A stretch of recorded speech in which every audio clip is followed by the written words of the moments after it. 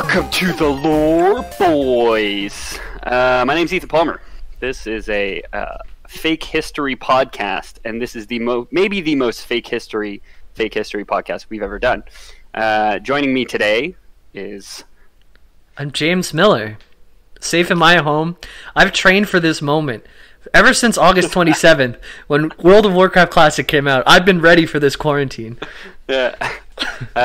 For anyone listening in the future, which is relevant to this episode, we are in the middle of the COVID-19 panic. So Jamie's bunkered at his place all alone with nothing but his dog and his World of Warcraft, and I am trapped in an apartment with two other adults who may be carrying a deadly and infectious disease. For anyone listening in present day, we hope you're doing your civic duty to protect the elderly and the sick. But that's not really... I mean, that's a quick PSA, but... Yeah, Peter's gone fighting COVID on the front lines. That's why he's not here tonight. He's got a hose full of hand sanitizer.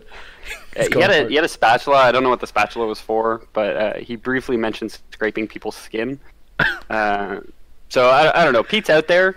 If you see him on the street, say hi. Let him scrape your skin, I guess. I wouldn't get too close if I were to be honest. No, honestly, he's actively going out there looking for people who are sick. So maybe avoid Pete at all costs, like we did, because even a remote, he can be a bit toxic. So. Yeah, he takes that.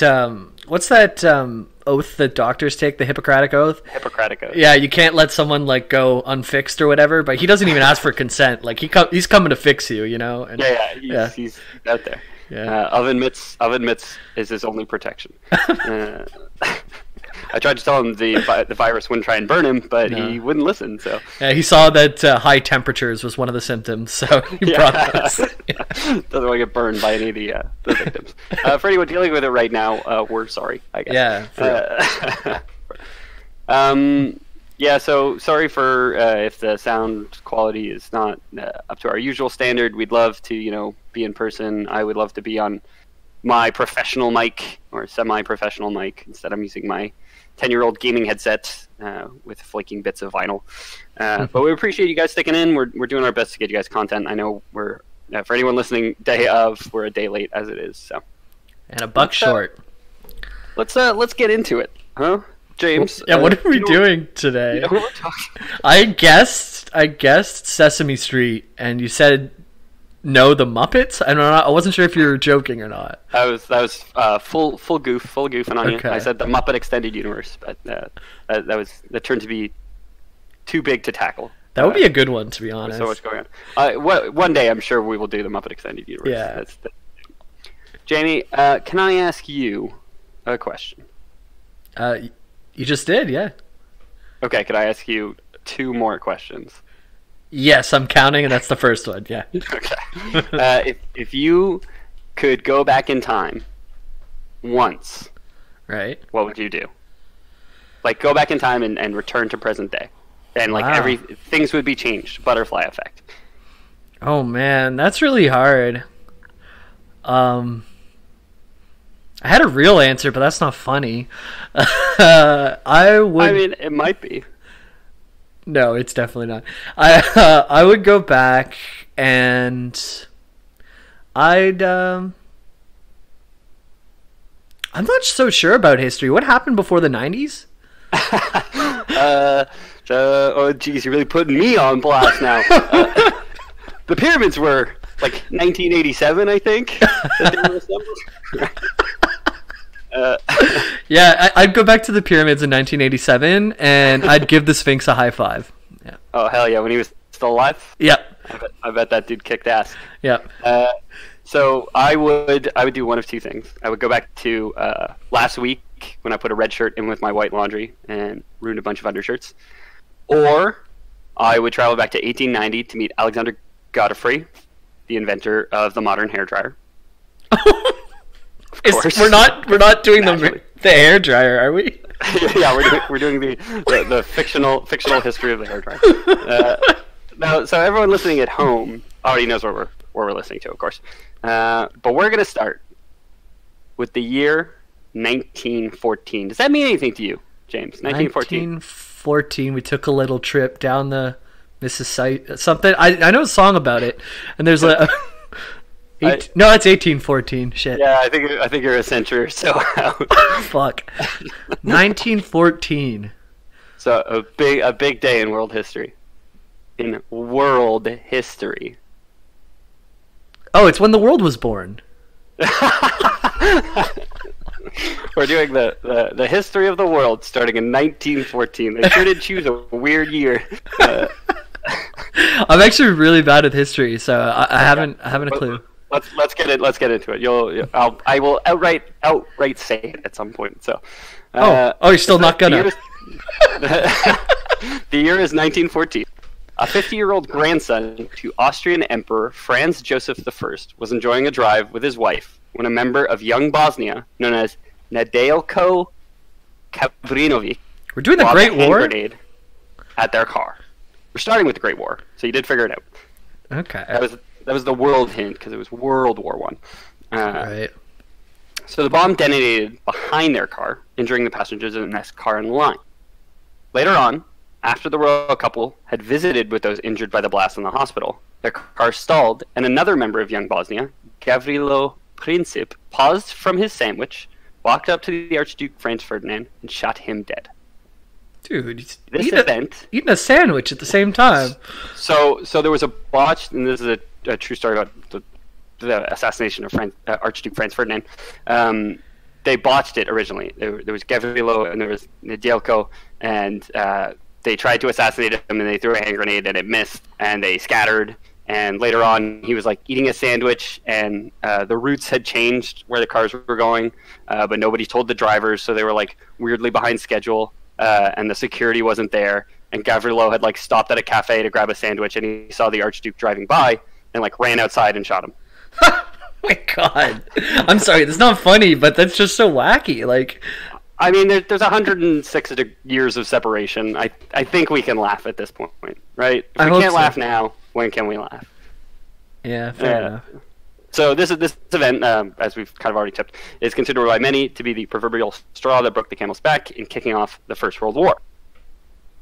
3 years later, in 1917, the Bolsheviks, led by Vladimir Lenin, overthrew the Russian provisional government, leading to the eventual formation of the USSR. In, I believe, 1923 or 1924.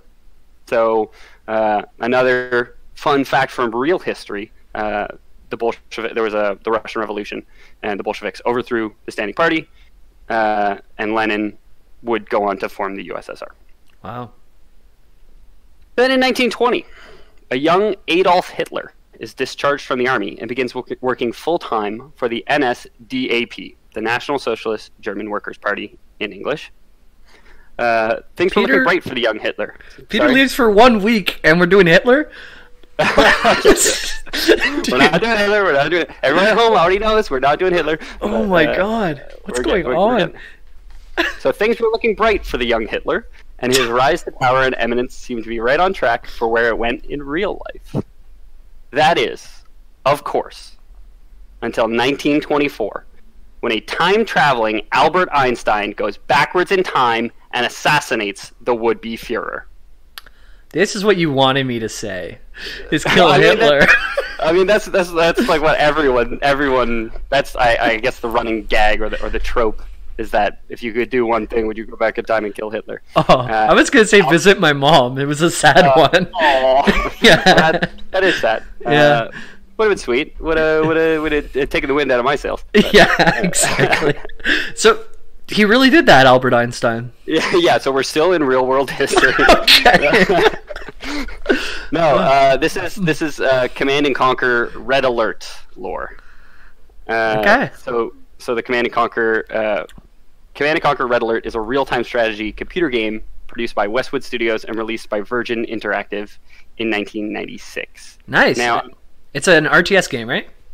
Yeah. Nice. So the Red Alert series, I played Red Alert 1. It was like a formative game for me. I played it alongside StarCraft Brood War. Right. The two of them together were like my where I cut my teeth on RTSs, and why I never played Warcraft 2 or 3, and why I'm bad at MOBAs today, you know? So you can really see the ripple effect of, one small action 20 years ago.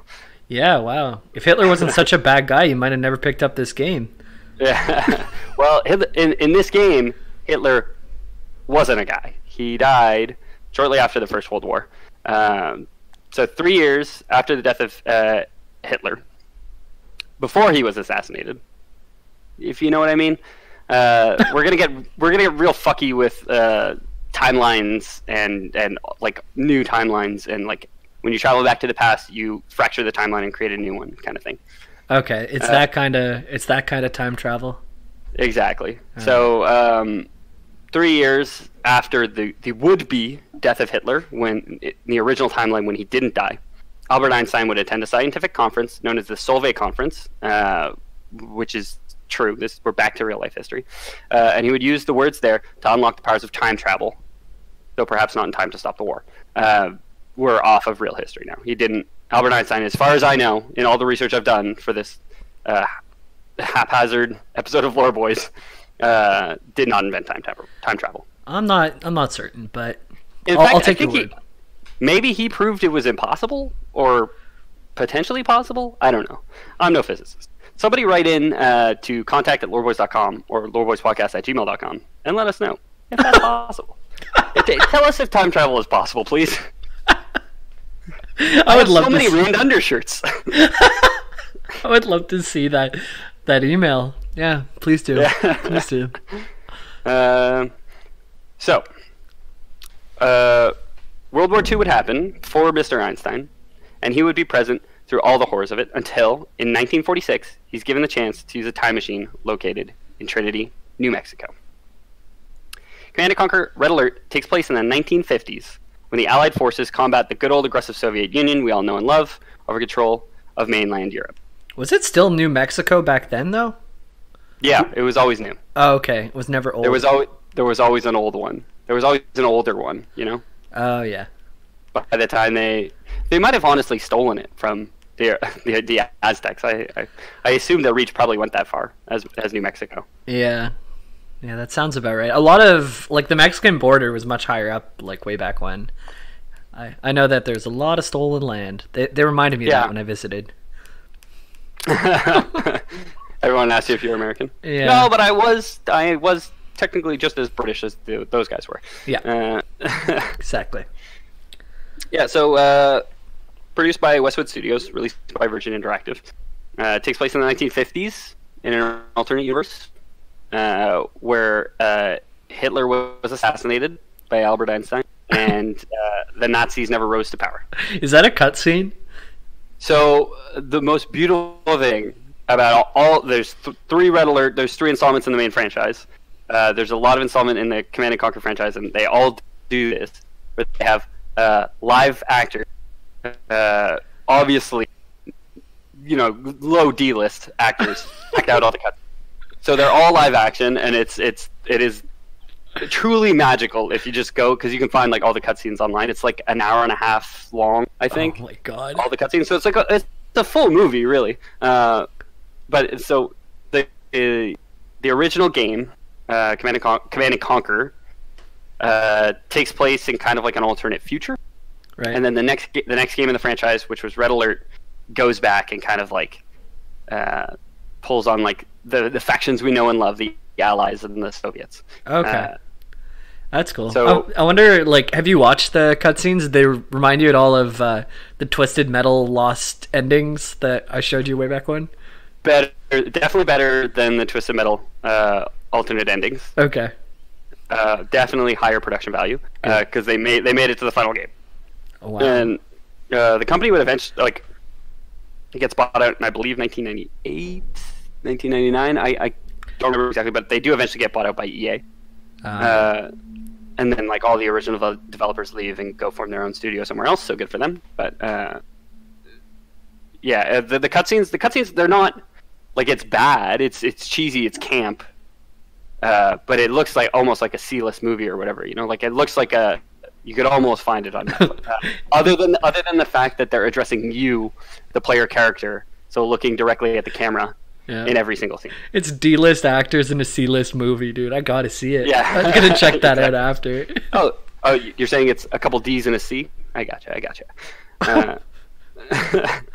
Okay, so the game itself opens with a black and white cutscene with real actors set in Trinity, New Mexico, in 1946. It's kind of like this. You never see Albert Einstein's face in the beginning. You just kind of see his like iconic hair, and you see him from the back. And you see like it's so awkward because the opening cutscene just has his head cut off, and he's like sitting on a bench waiting for the time travel machine to work. Oh my god! So he goes back in time. He says, Herr Hitler, which is Mr. Hitler. And he's like, yes, what do you want? He says something in German, and Albert Einstein says something in German and reaches out to shake his hand, and they shake hands. And then they both turn really staticky and disappear, and I guess that means Hitler's deleted from the timeline. I don't know. Yeah, because, like, we couldn't see the timeline ending, right? You gotta... Like, the timeline didn't exist after it ended, so they gotta do something weird like that. Yeah, okay. Presumably. I don't know if Albert Einstein stayed in the past and, like, doubled up, or if he was instantly transported back to his time machine. Oh no, wait, I think he was transported back to his time machine. Now that I mentioned it. I watched it the other day. He just put a mustache on, and then he pretended to be Hitler from there on out, but had really good policies, and the world was just a better place. Exactly. Yeah. I assume he didn't. They showed it like the static, like Hitler turning into static as the way of killing him, because showing Albert Einstein with like a fire axe beating Hitler to death just feels kind of out of character. That sounds pretty fucking cool, though. I mean, yeah, I'm all for it, but yeah, not this style. It's more like sciencey static. Ooh, made Hitler disappear. You see, if I had read my next paragraph, I could have told you that the physicist returns to modern day, where there's been no weird paradox, where Hitler was never a person, so he didn't invent a time machine. They just skip all that, and he just jumps right back to another timeline where the time machine is invented, but Hitler never rose to power because he died in 1924. Okay. The young lab tech who had helped him to travel into the past has to ask if he'd been able to assassinate Hitler, meaning that the lab tech was aware of a Second World War, but also didn't know it happened because it didn't happen. I don't know how he's, outside the influences of the timeline fracturing. Yeah, well, it's just like, you gotta get a story out, right? And it's not all gonna make sense, so... No, that's what all the Hollywood great writers say. Sometimes you just gotta get a story out, can't always make sense, Yeah, I mean, it's obviously, it's a video game, it's not, it wasn't... maybe not intended for the story. I think the idea behind the story is there, but I think the execution was probably missing. So it's probably some nerds, in a garage somewhere coding all this stuff, and they had a good idea and they had to get to print at some point. So anyway, to print. Let's jump. The video game print. You got to put all your papers into, like, feed it in like one of those player pianos. And... I mean, you joke, but like old school DOS games, you got like a book of paper and you programmed it yourself. I've heard of that. Yeah. Huh? Not so stupid now, am I? Yeah. Got to get it to print screen. I don't know. So the lab tech asks if he was able to assassinate Hitler, and he says, yes, I was, and everything's going to be fine. And then some slamming heavy metal riffs happen, various tanks and jets blow stuff up, and you realize that there's a new threat on the horizon. Really? So the user can either play the Allied forces or the Soviet forces in Red Alert. Without Nazi Germany, the Soviet Union grew powerful under Stalin, believing that it is the Soviet Union's birthright to take over the world. Some things never change. Stalin starts his own Second World War. So the Second World War still happens. It's just Stalin starts it, and the Allied forces, he invades Europe, basically. Just like Hitler did. It's almost like Stalin was no better than Hitler. But let's not start making comparisons. All right. I just won't touch it then. Let's move on. Yeah. The game opens with your introduction to a spy, Tanya Adams, as the general briefs you on the next mission, to break into a Soviet base and liberate a captive Albert Einstein. It's, like I said, the cutscenes are real actors looking at you. Awesome. If you have, even just watch the first couple, like it's pretty good for a laugh. It's not as goofy as the Twisted Metal ones, but I'll watch it, and I'll post one of my favorite moments in the Discord, so you guys can have that. Join the Discord; it's in the info on our website. And... we'll have that discussion. Yeah. So the premise of Red Alert is simple. Had Adolf Hitler risen to power, Nazi Germany would have emerged as a force standing in the way of Stalin's own ambitions of conquest. Instead, left unweakened, the USSR proceeds by seizing lands from China and then begins invading Eastern Europe in order to achieve Joseph Stalin's vision of a Soviet Union stretching across the entire Eurasian landmass. In response, the nations of Europe form into the alliance and start a grim and desperate guerrilla war against the invading Soviet army. Over the course of the game's story, the Allies and Soviets fight out a devastating conflict for control over the European mainland in what has become an alternate World War II. Wow. Indeed, in Red Alert, the Germans, led by Grand Marshal Gunther von Essling, are on the side of the Allies and help to repel the nefarious Reds. So I guess they ignore, the fact that the only reason Germany had an army is because the Treaty of Versailles was shit, and he was the only one willing to stand up to it and militarize. And the Germans legally weren't allowed to build a military, but because of this, they were. I don't know. I remember history class them talking about how crazy inflation was after the Treaty of Versailles.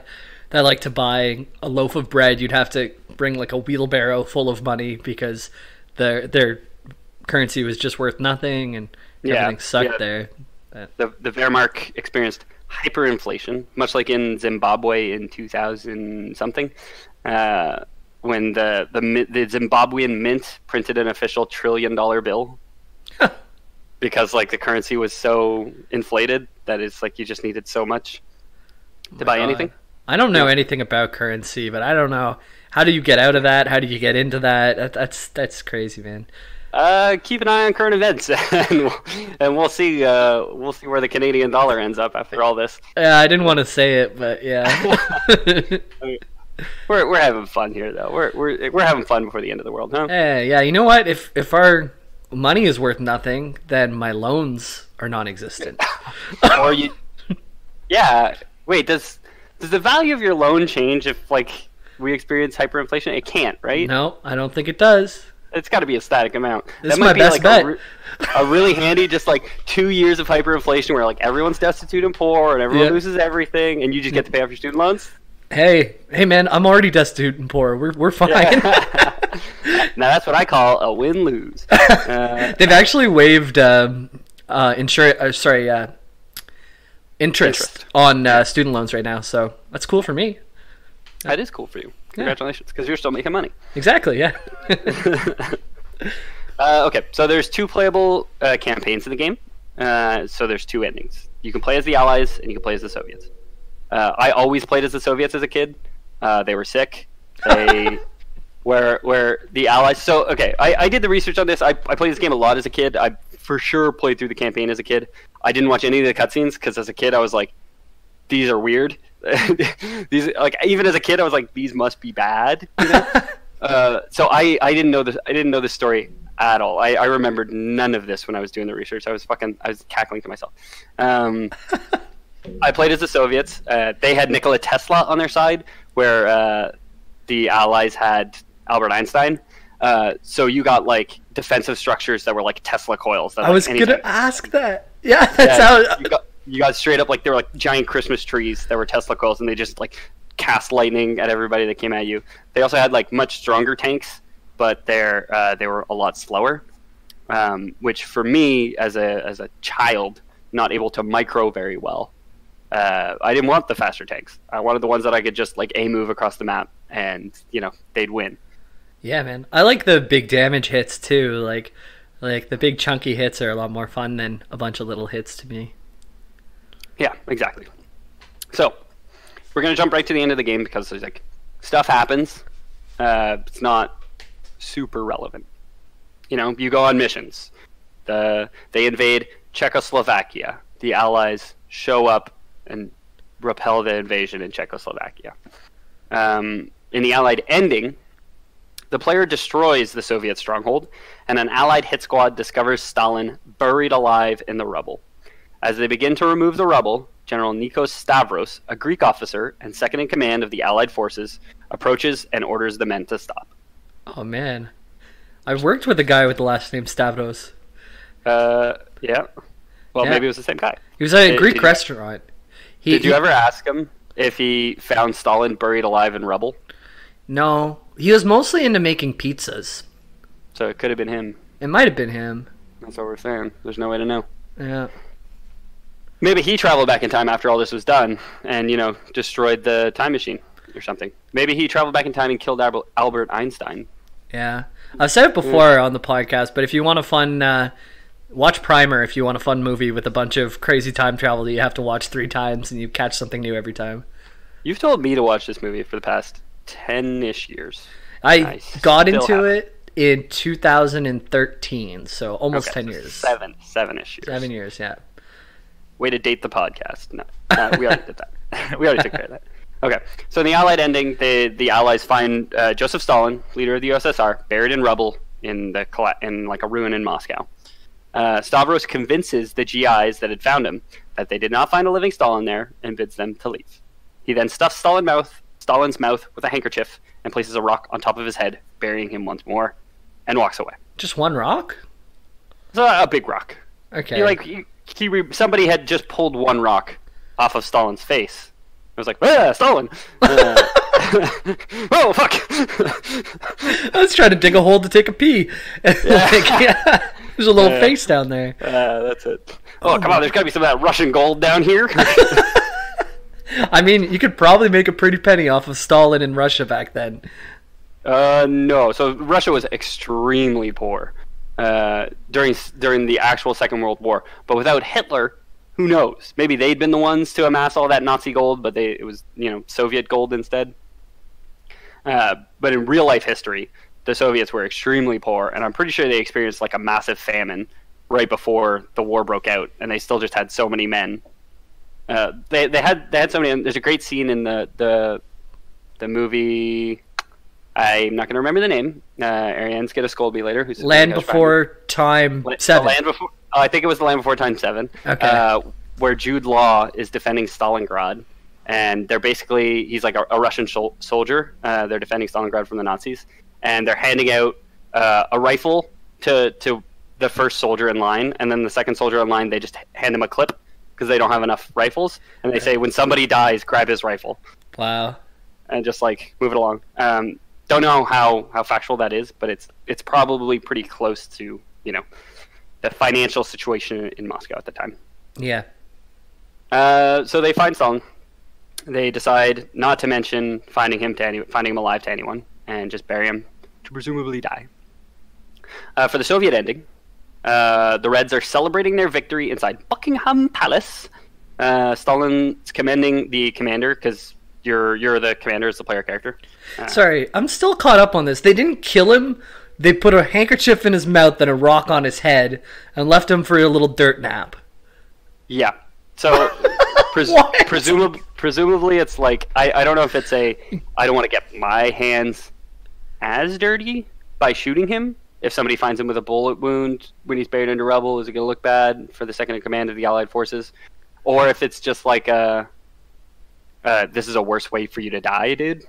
And you're an asshole. I don't know.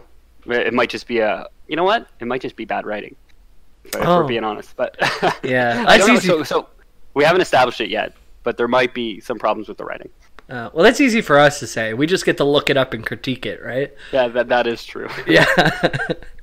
Don't act like it's not hard to write these scripts. It's not hard to write these scripts. For anyone listening at home, you could do it, but please don't. Okay, so for the Soviet ending, that's the Allied ending, and we won't get back to the ending itself, but the Allied ending is the canonical ending.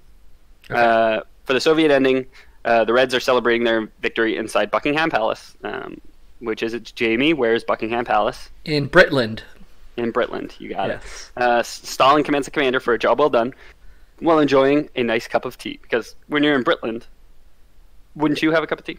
Yeah, for sure. If you just invaded Britland, they don't even have cups of Joe around there. Yeah, coffee's illegal, dude. Yeah, that sounds like an American term, though. Cup of Joe. Cup of Joe. Yeah. Cup of Java. Yeah, all very American. So it seems one of Stalin's closest confidants, his personal aide and lover, would take this opportunity to poison Stalin's tea. So Stalin dies in both endings. In the Allied ending, a Greek man lets him remain buried with a dirty handkerchief stuffed in his mouth. And in the other ending, his personal aide and lover poisons his tea. Yeah, I guess the winners get to write how the history goes, huh? They get to write the history books, so either way, the West wins. Yeah. So Nadia Zelenkov, a recurring character throughout the campaign, will reveal the Soviet campaign will reveal that she's been working for another organization, one known as the Brotherhood of Nod. Ooh. She poisons Stalin, then is seen shooting his dying body repeatedly. Wow. Shortly after, her handler and the leader of the Brotherhood of Nod, an elusive figure named Kane, shoots her in the back of the head. Then some guy named Bill comes in and shoots him in the back of the head. No, my God. It ends with Kane. Isn't Kane the name of one of the guys in Twisted Metal? Maybe it's the same universe. Yeah, canonically speaking. Yeah.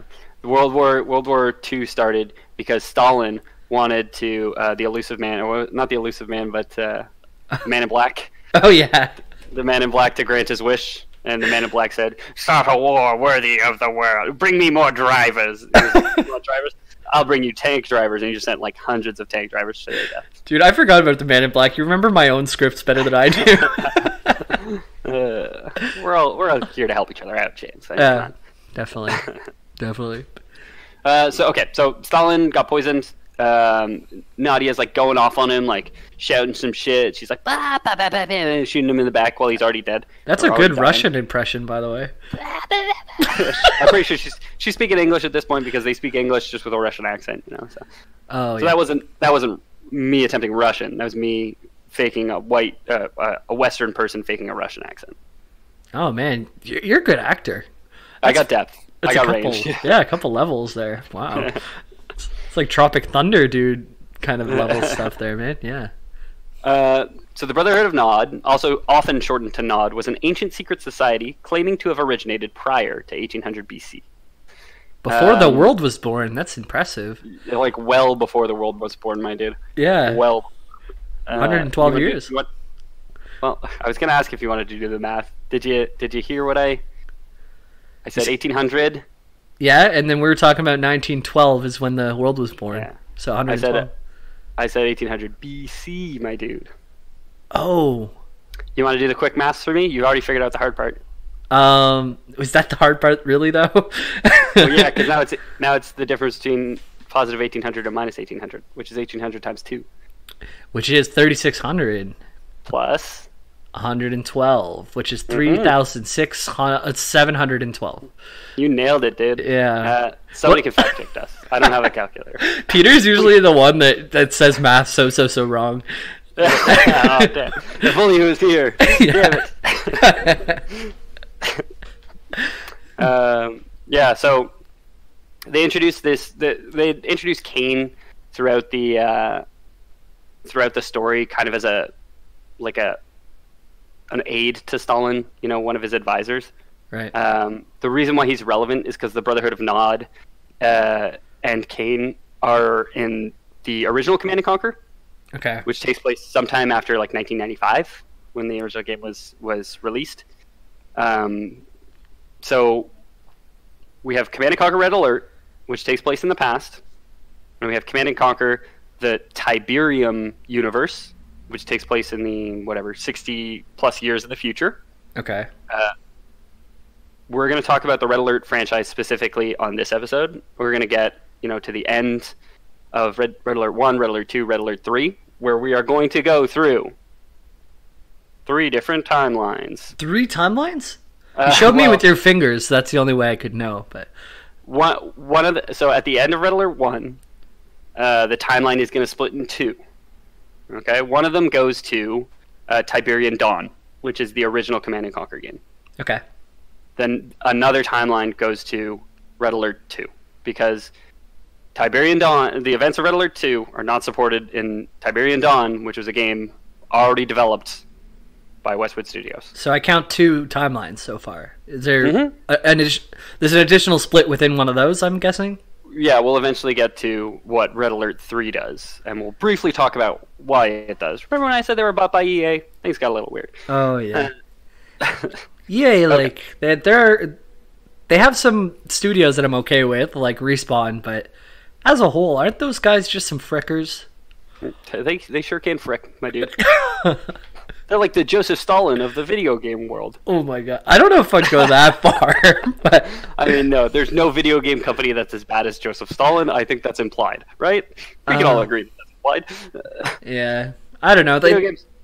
If you take money out of people's pockets who can't afford things because you make something so addictive and like microtransaction induced, like, or involved, like, that's bad. It's not Joseph Stalin bad, but it's bad. Yeah, remember when I said the Russian population had a famine before the war broke out? That may or may not have been engineered by Stalin himself. Oh, I thought you were going to say engineered by EA. Oh, thank goodness. Yeah. EA stands for ass holes? Question mark. It's in the game. It's in the game. EA Sports. EA Games was challenge everything, my dude. Oh, you're right. It's been so long. I played a lot more Sims than I played Madden, so. It was your brother who always played Madden and would shout at the TV. I mean, I did play Madden. I played a lot of NFL Street too, but yeah, I think I always played more Sims. So. Okay. So now in the script I have it written. Now, Peter, I hear you saying Tiberian Dawn. What the heck is that? Peter, shut up. You're not here, okay? Yeah. Peter, go scrape people's skin or something, okay? Yeah, or go do a squat or whatever you're doing. Yeah. squat out the coronavirus, my dude. Okay, so like I said, Tiberian Dawn's the original game in the franchise. I wanted to originally kind of like get into the original Tiberium series, but if we want to go into it, that'll be its own episode one day. Maybe my next episode. Honestly, I was having a lot of fun with this one. Cool. So we'll see. It's fun when it's like mixed into real world history a little bit. Yeah. I love to do that whenever we're talking about like indie games and getting into the history of the indie game devs because it's fun when it's grounded. Exactly. Yeah. And this one, it's not indie game devs, but real life dictators. Don't forget to support your real life dictators. Like, oh man. A little nod for anyone listening who knows the Command & Conquer franchise. During the 5th cutscene in Red Alert, the player views a news anchor which mentions the United Nations working on a unique task force aimed at preventing future globalized conflicts. So pretty much it's Easter egg saying like, hey, the GDI, which is like the good guys in the Tiberium universe, okay, they're being developed. So it's kind of like, oh, hey, where did the GDI come from? They were developed by the UN to fight the Brotherhood of Nod, which we can get into next episode. Okay. So if the Allied campaign were to be completed, the Allies emerge victorious, and the timeline leads to the events of Red Alert 2 in our Lore Boys canon here. Or Lore Boys, canon cave, where we're not looking at the Tiberium timeline. Our Low Boys Cannon Cave, where we only see the shadows of what is outside the cave, not the reality. Yeah. Yeah, and these shadows show Soviets, not alien races and asteroids containing a rare and precious crystal crashing. Peter, if you're out there, that's really good art. All three of us just looking at a wall, and there's shadows and soldiers, but what's casting the shadows is aliens. And Jamie said it on air now, so it's locked in. I'm sorry, Peter. That's like, you got it. Sounds like a hard one. Yeah, and then there's like a million of the aliens, and they're all completely unique and independent. None of them looks anything like any of the other ones. And everyone to the left has double the legs, and everyone to the right has half the arms. Yeah, and there's 5 different factions. They're all fighting at the same time, and every single, like, canonically speaking, they can't be seen apart. So you have to draw all 5 factions. Anyway, so according to just to kind of dip into the timeline here for a sec, according to former Command & Conquer designer Adam Isgreen, Tiberian Dawn follows on the conclusion of Red Alert's Allies campaign. Red Alert 2 and Yuri's Revenge take place in a second parallel universe created by a new attempt to alter history and Tiberian incursion. the working title of Westwood Studios' canceled version of Command and Conquer 3. So Red Alert 2 splits off the timeline. It doesn't make sense in terms of Command and Conquer Tiberium Dawn, the first Command and Conquer game.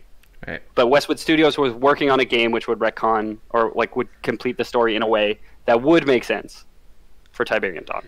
What is okay? Do you know what retcon? Like, if there's a long version to that? It's retroactive continuity. Ah. So you retroactively change the continuity for it to make sense. I thought it was a place where people go to hang out. Yeah. And Guys named Rhett. Yeah. They just really want to retaliate. Yeah. Yeah. They want to retreat to the retcon. Retcon. All right. Yeah. So we would have had. This would have made more sense. We wouldn't have had 3 timelines in 3 games if, allegedly, if Westwood Studios could have finished their title, Command and Conquer 3.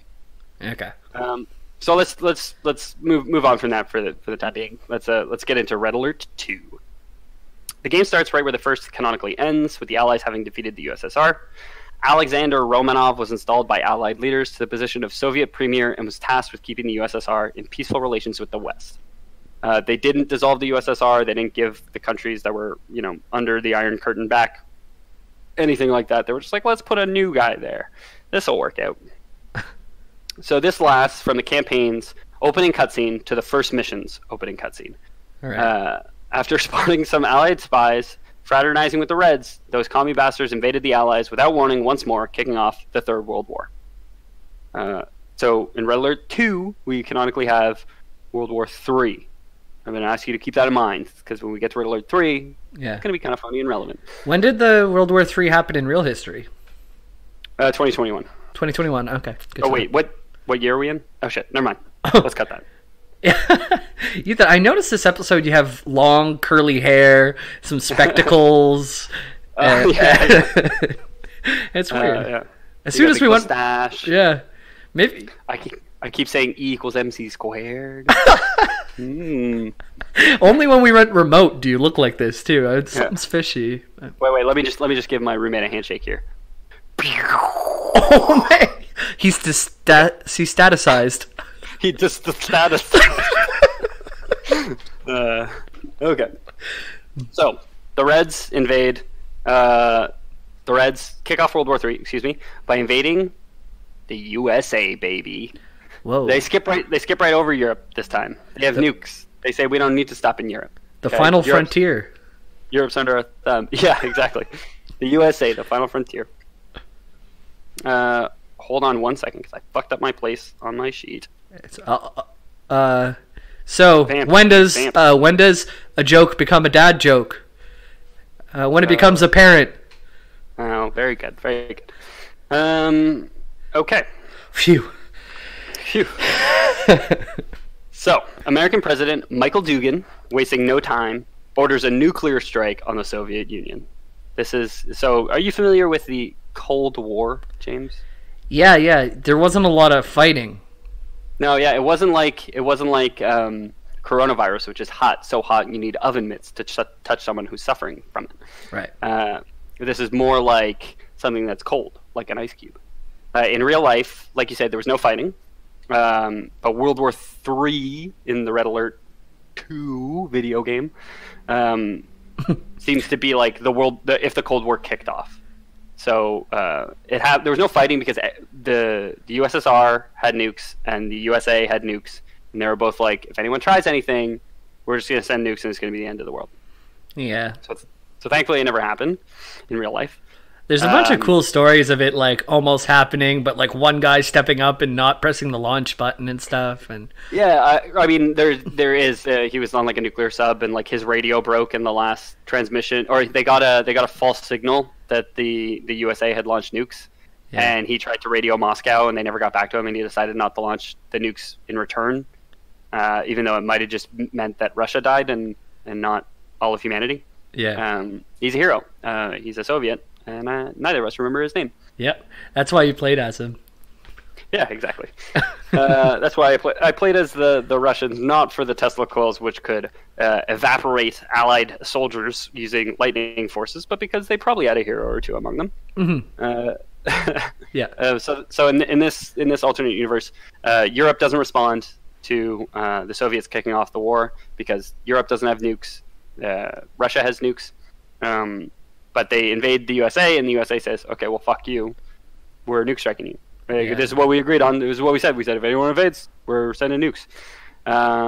So American President Michael Duggan orders the nuke strike. When nuclear silo operator, not like a regular farm silo. When nuclear silo operator Jerry Boyd, Dude, regular farm silos have operators? I'm sure they must. Surely they must. Yep, still great in there. Yeah. How do you get it to do the thing that it needs to do? You know, the Siling? Does it milk? It milks the cows, right? No. So Jerry Boyd was the nuclear silo operator who receives the order.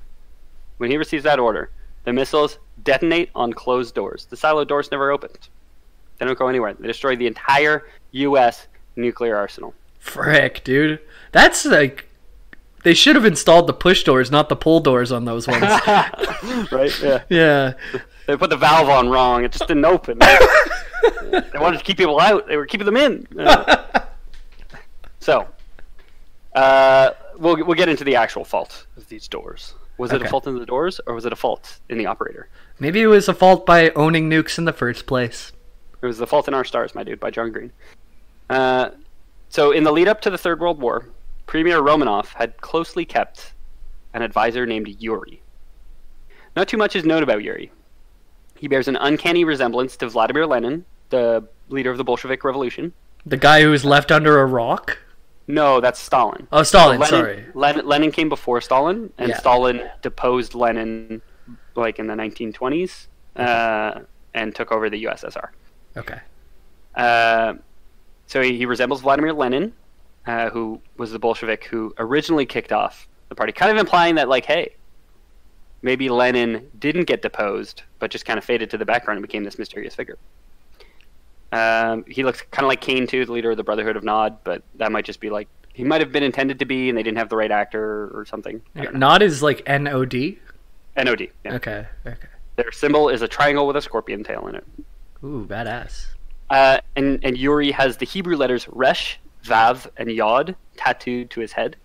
Later in the game, it's translated by Albert Einstein to mean Hostis Humani Generis in Old Italian. And Jamie, you know Old Italian. What do you think Hostis Humani Generis means? Average human home. No. Generic human home. I like where you went. You went with it. It's the enemy of mankind. Oh. Hostis being enemy. Like hostile. Sure. I don't know. Oh, hostile. Yeah. Yeah. I think you said hostile, like a place, backpacker looking for herself in Europe would say. That was my first impression, but now I'm thinking like hostile. Yeah. Okay. Yeah. Good. We're on the same page. And then humani generis, meaning mankind. Which seems like, you think if there was one person who could read Hebrew, they'd be like, "Hey, that's a bad guy. What are we doing?" You know? And it could have been just like edgy clout points for his social media or whatever, though. Yeah, Like- true. Yeah. No regrets tattooed in Old Hebrew. Yeah. What is no Okay. regrets in Hebrew? Oh, I mean, we'll have to ask somebody who speaks Hebrew. It's Jamie. I don't know how to tell you this, but I don't speak Hebrew. yeah. Okay, so we know Yuri's of Romanian ancestry and inherited a castle in Transylvania from his family. Not saying he's Dracula, but maybe Dracula. During the Second World War, he took part in Stalin's secret project, whose aim was to create an army of psychically gifted soldiers to guarantee victory. Okay. The goal wasn't achieved during Stalin's reign, but there's no indication that the death of one despot slowed Yuri down.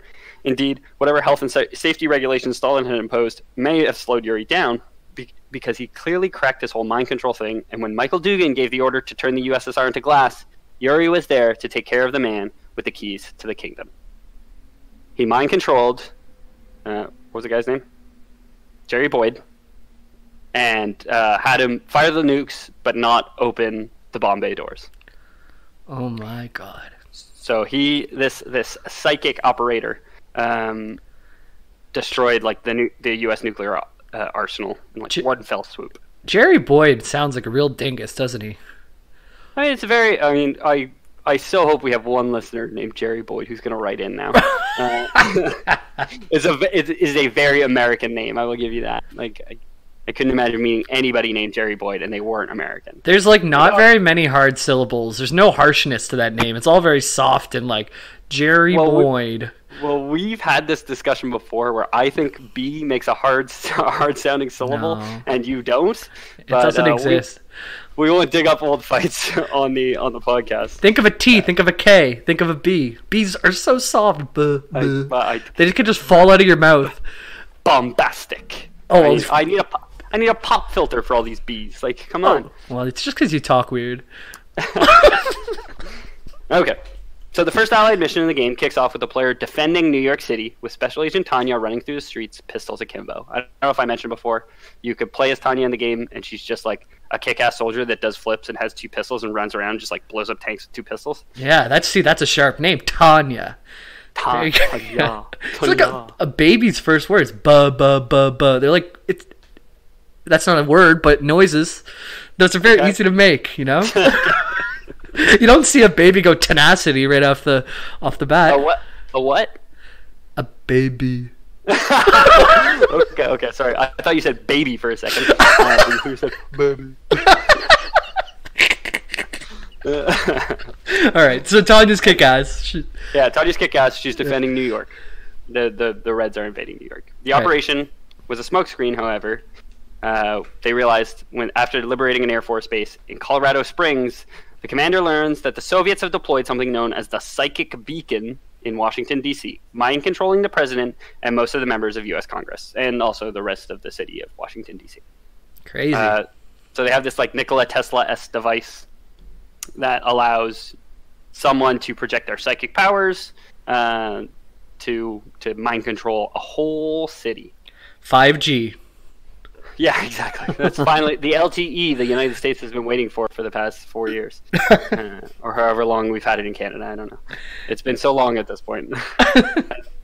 So the President of the United States promptly surrenders the U.S. to the Soviets until, in the very next mission, the player counterattacks, destroys the beacon, frees the President from the effects of the mind control. The President goes to Canada to shelter when the player learns, oh no, the Soviets have deployed another mind control device in Chicago. So the game kind of goes back and forth like this for a while, where it's like, now they planted this one with this name in this city, and you're like, okay, I'll go blow that one up now, and you go blow that one up, and they're like, oh, but what about New Orleans? They planted a psychic crawdad machine in that city, and you're like, oh, go kill the psychic crawdad, you know? Like, it's the easiest fight in the whole game. You just step on him. He's very small. What? Is this real? No. There's no psychic crawdad. I mean, as far as I know, I played Red Alert. I played a lot of Command and Conquer Red Alert 1. I played a lot of Command and Conquer Tiberium Dawn. No, not Tiberium Dawn. Tiberium Sun, which was like the like the 4th or 5th. I think it was after Red Alert 2, maybe just before Red Alert 2. But I've never played Red Alert 2. If I did, I played it like very briefly when I like downloaded it as an adult, and then I was like, I'm still super addicted to League, so I'm just going to go back to playing League of Legends. So I'll hit you with some other highlights from the game because it kind of just goes back and forth in this way for a while. Chicago is completely destroyed by a nuclear explosion. Europe manages to join the fight after the commander goes on a mission to destroy the Soviet nuclear arsenal. Albert Einstein invents something called the chronosphere, a device capable of teleporting troops anywhere in the world. Einstein personally thanks the player character for saving his home. So if you play Red Alert, Command & Conquer Red Alert 1, you will get personally thanked by Albert Einstein. In real life? In real life, yeah. He'll send you a letter from beyond the grave. No, he'll just show up. He's got a time machine. Yes, he's got time machine, right? Yeah. Oh, or does he? Oh, frick. We gotta keep going. Maybe Albert Einstein doesn't have this time machine now. You know what I mean? We'll find out. Yeah, I'm really not sure. So finally, after deploying the chronosphere just outside of Cuba because reasons, I don't know. It's like, oh, the best place for me to establish or set up my chronosphere is right outside Cuba, which is, I don't know if you're familiar with this, Jamie, but that's where the Russians were storing a lot of nukes. They had a missile base in Cuba. Really? Yeah. Oh, the Cuban missile crisis. Yeah, exactly. I've heard about that. It was a really tense moment in American history, I guess world history, where Russia moved a bunch of nukes to Cuba because Cuba is communist and was sympathetic, and the USSR was sympathetic with them. Which is why there was the Cuban embargo for like years. It was lifted like 10 years ago or something. Obama lifted it, where no United States citizen was allowed to go to Cuba and no Cubans were allowed into the United States. Wow. Yeah, all domino effect of this. So because of that, the video game is like, well, you have to set it up right outside of Cuba. So man. you probably go on a couple missions and declare war on the relatively impoverished nation of Cuba, and then set up your chronosphere so you can teleport to Moscow. Excuse me, I need Peter's help. Yeah, yeah. I got the chronosphere. He's got a. Oh, that's good. The chronosphere. I can't believe I missed that right in this whole episode. Yep. So I'm actually tired of joking about it. Like, we've been joking about it for so long. It's probably serious, and it's probably gonna get worse, and it's probably gonna age poorly. So I'm sorry for the corona jokes, but it is. I mean, honestly, I'm tired of talking about it. I was on like 4 to 5 hours of conference calls today, just dealing with the coronavirus, and like I hate it. I saw like John Oliver is like he does like a late night show that talks about American politics a lot, but I often like his stuff. It's not always American politics. He often does like, oh, Amazon and why they're shitty, or here's this shitty oil tycoon. But his new one is like on the coronavirus or whatever, and I've been like wanting to watch it, but I'm like, oh my god, I'm so fatigued by this. Like I'm living through this. I'm working from home, and I just don't feel like talking about it. So why are we talking about it on the podcast?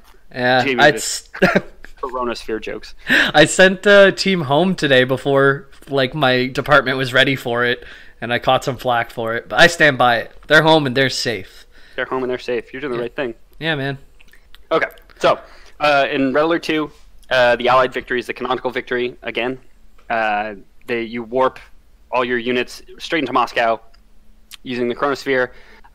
You defeat all the guards outside of Moscow, and then you warp Tanya and some special forces directly into the Kremlin and capture the leader. Which is like, why did you have to, sacrifice lives capturing the outside of the fortress? Why didn't you just go straight for the leader?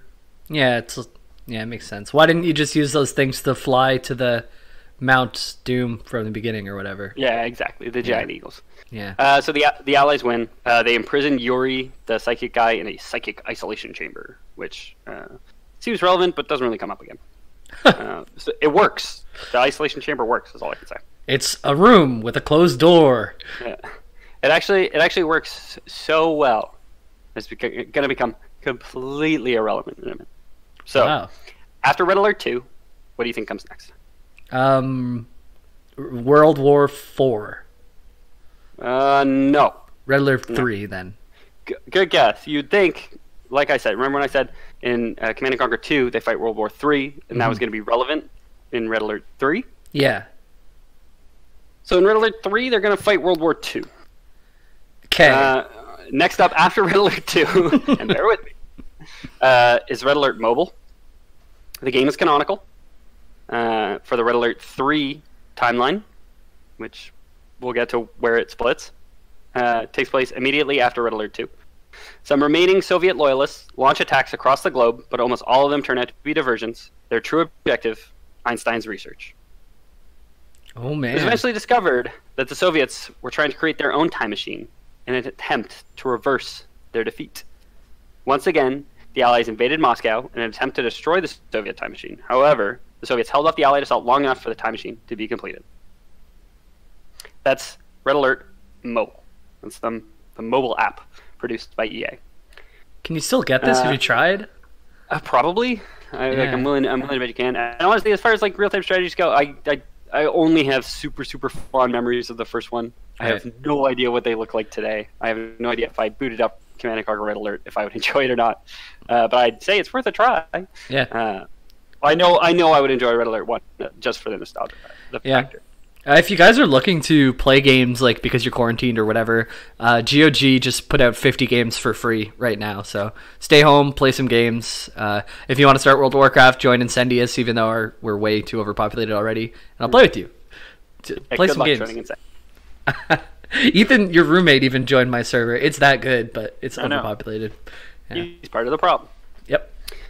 So the Soviets capture Einstein's notes, build a time machine, managed to complete the time machine.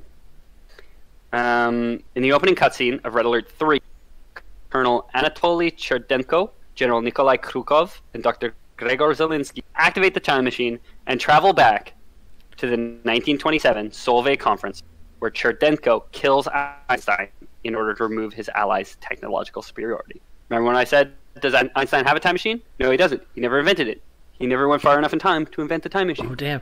You cut a little bit there. Who was the one who killed Einstein?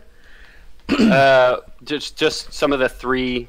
There's three people who've like taken control. They're taking control of the loyalist Soviets after the death of Romanov was the last fictional ruler of the USSR. They go back in time. They kill Einstein in 1927. Oh. So when did he actually make it? He travels back in time in 1945 or 1946. Right. And kills Hitler in 1923. So they got it from the original one. We know he instantly got transported back to 1946. Right. So they would have had to travel back in time to like before Hitler died. Anyway, so that's confusing. Yeah, right. Creates a new timeline in which the Allies are losing the Third World War, and Cherdenko is the premier of the USSR. Now, I don't know who this Cherdenko character is. He was introduced in Red Alert 3, but how did he plan on the fact that when he travels back in time and assassinates Albert Einstein, when Stalin's still alive, that he would become the leader of the USSR? Do you know what I mean? How did he have the foresight of thought to be like, well, if I get rid of Einstein, eventually I'm going to become the leader of the USSR? Because at this point, we're probably like 50 years later. Well, you know what? I've never been a world leader. Maybe that you just have that kind of feel, you know? Oh, yeah, that's it. It's just, some people are just born with it. Some people are just born CEOs, right? Some people deserve to be billionaires and leaders, powerful leaders of the world. That's okay. I get what you're saying, Jamie. I don't agree with it, but I get what you're saying. No, like, if you have money, it's because you've deserved it. Oh, yeah, exactly. And we won't say the counterpart to that. No, I do not subscribe or believe in that at all. No, neither of us do, except for Peter. But we try and correct him in any way we can. But yeah, he's a piece of shit. So he's actually not here because he's counting all of his money. Yeah, that's it. Yeah. And laughing at poor people. Yeah, that sucks. He's a real asshole. You should write to him about it at Pete O'Donoghue on Twitter or at Lore Boys. His name's Pete Fix now because Ethan misspoke Feet Pix in one of our episodes. I love it. Okay, so let's bang out some real quick paradoxes. Okay. There's the obvious one, which we've already accepted. If you kill Einstein, how can there be time travel? We've already accepted this one because if Einstein kills Hitler, how could there be time travel? So we've already said that one's okay. Yes. Then there's, of course, the question, if you stopped Einstein from killing Hitler, why didn't Hitler and the Germans start World War II? Right? Because this is like we're going back to the original timeline because he skipped 1924 to 1946. Maybe Einstein was the problem then. I mean, are we saying that our current status is better than having gone through like a World War II and a World War III and then a second World War II? Well, what is our current status? Like in real life? Yeah. Yeah, I don't know. But maybe if Einstein wasn't around, then his butterfly effect wouldn't have led to Hitler doing his whole thing. Maybe. I don't think Einstein had that much direct influence on Hitler. Oh, dude, a butterfly flaps its wings, and on the other side of the world, there's a tornado. You know what I mean? Like, yeah, that is true. That's what a butterfly effect is, isn't it? It's like one small event can lead to a lot. Yeah, I'm not sure how much stock I put in the butterfly effect on a philosophical level. Dude, Ashton Kutcher? Ashton Kutcher, man, yeah. He tried to change the past, and look how it turned out for him. Yeah. The whole film ripped itself in two. When you and I went to go see it, we were like 14 or whatever. We've talked about that on the film reel caught on fire in the middle of it. We thought it was part of it. Just had to finish the sentence. Yeah. It seemed like it was part of it, and then suddenly it was gone. Yep. It was strange. Yep. Okay. Another paradox. How did people from this alternate timeline know that there were other Einstein stopped in the first place? Because like Einstein had stopped the original World War II, and then they go back in time and stop him from stopping the original World War II. I don't know. Seems weird.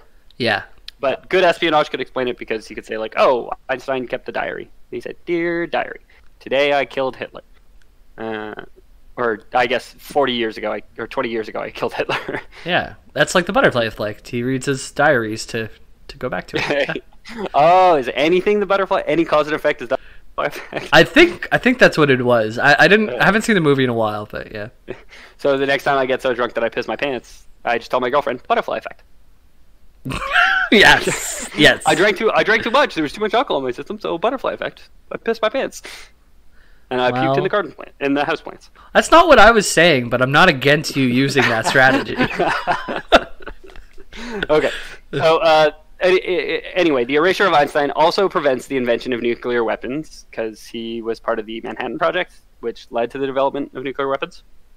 That's real life stuff. But Einstein was killed in 1927, so he never had the chance to work on the Manhattan Project, and they never built nuclear weapons, even though there was, 15 to 20 other people who were working on the Manhattan Project at the same time. Right.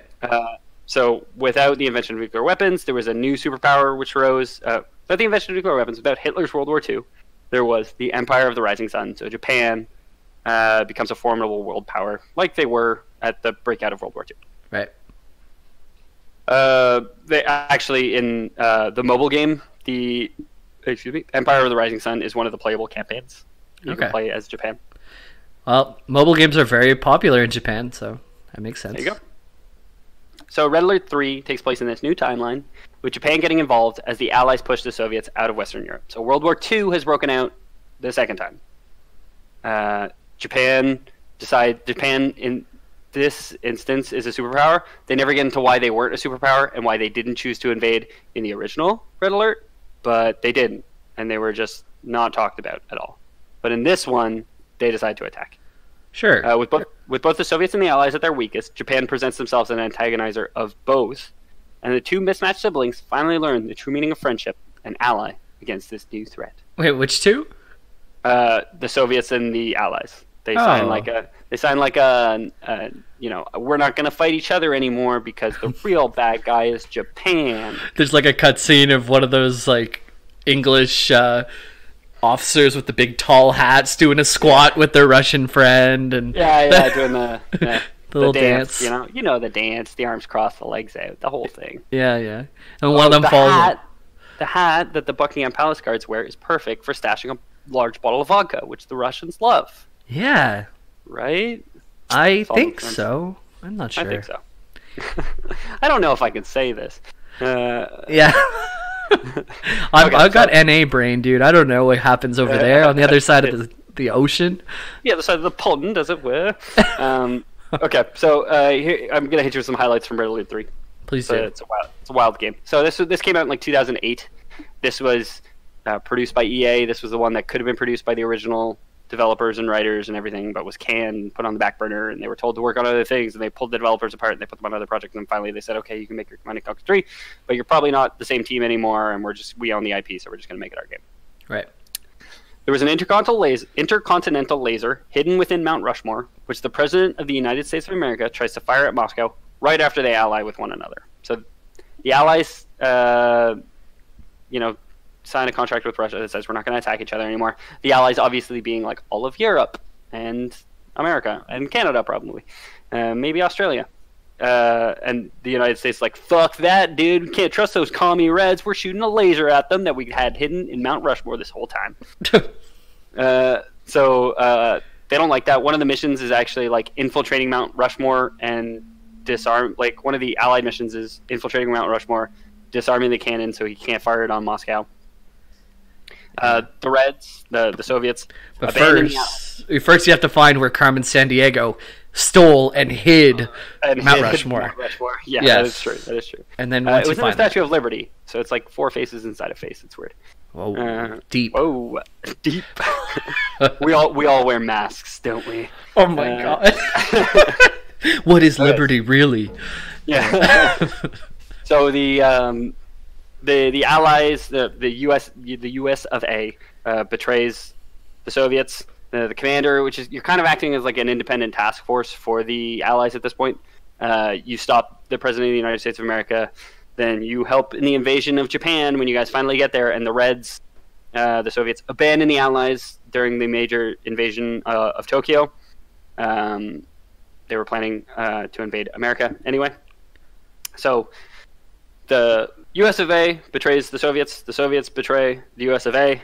Nukes were never developed in this world, but they still developed bombs capable of destroying entire cities. They say like they have bombs capable of destroying entire cities, but they canonically said they're not nuclear bombs though, because Einstein wasn't around. It's like that cool weapon that was designed where they just drop tungsten rods down from space.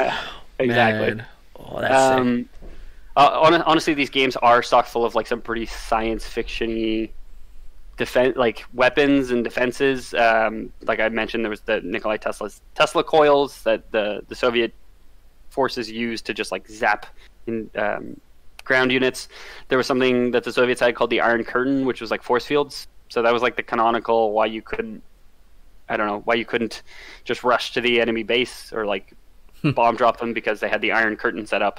Yeah, no Russians. No Russian. Yeah, 5 minutes, no Russian.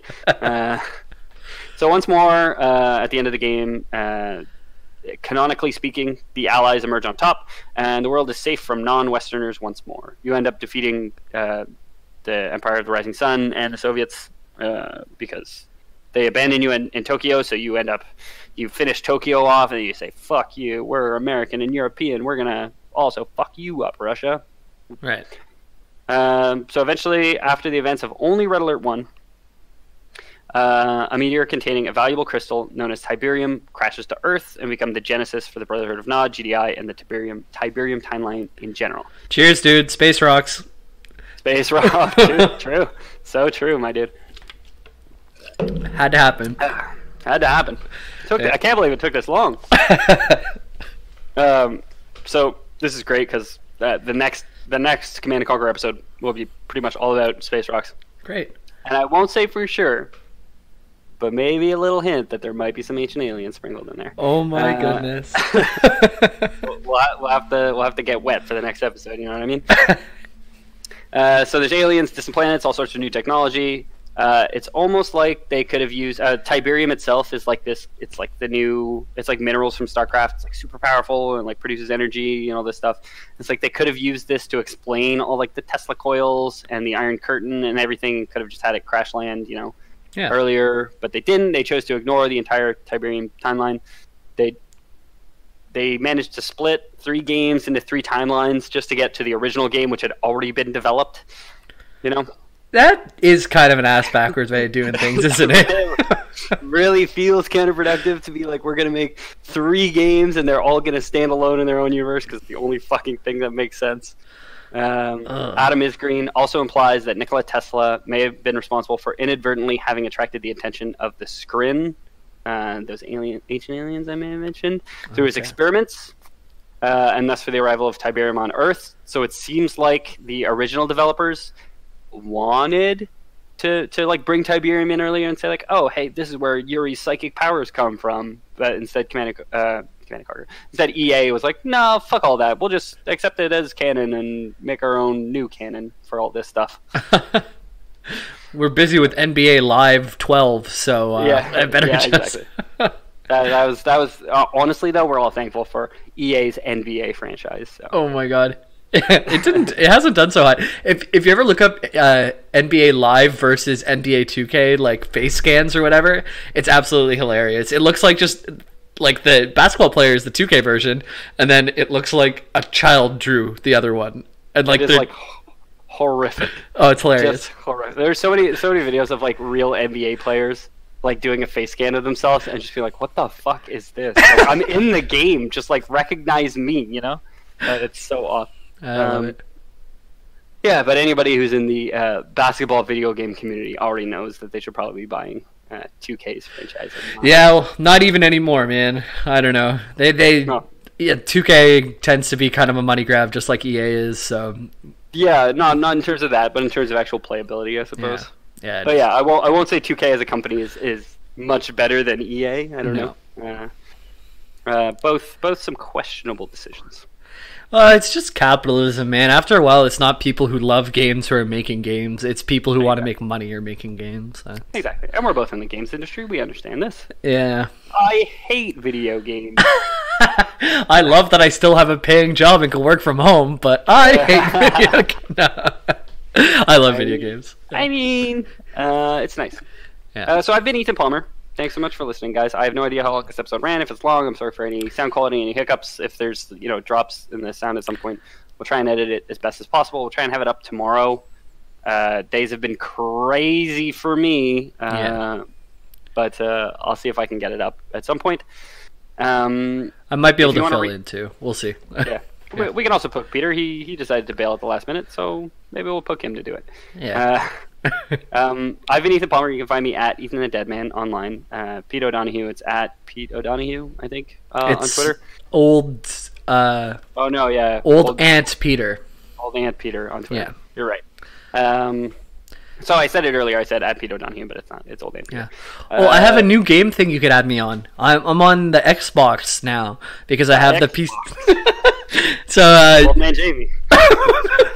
I'm on the Xbox. Reach out to me with your gamer tag. I'm afraid to open it right now, but my name is JMilk64, JAYMILK 64, or it's just JMilk. I'm having a hard time remembering, but you'll find me if you type in JMilk.